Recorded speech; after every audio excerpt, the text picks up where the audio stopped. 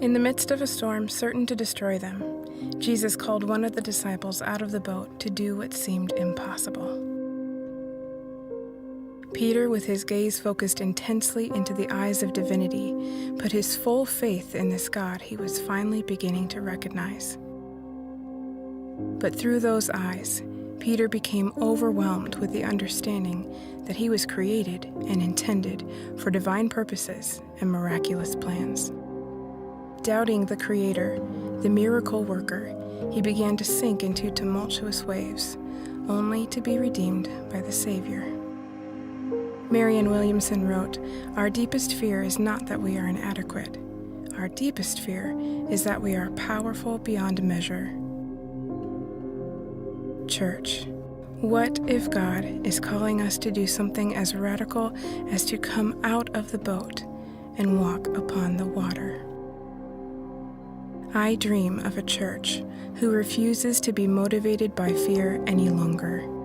I dream of a church that refuses to be afraid of truly partnering with God for fear of the indescribable miracles He will work through us, the territorial lines we will have to cross in order to reconcile with one another, and the discomfort of challenging those fundamental things we've clung on to for so long while building upon the rock. I dream of a church so spirit-bathed that pastors are only a perk and the term church is only used to describe a spiritual body and family, not an actual facility. I dream of a church who recognizes God's Spirit poured out upon all people, men and women alike, as our sons and daughters prophesy, and old men dream dreams, and young people see visions.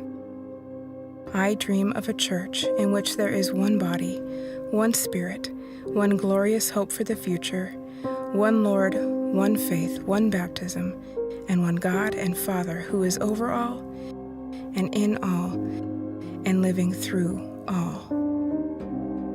This is my dream. This is my journey.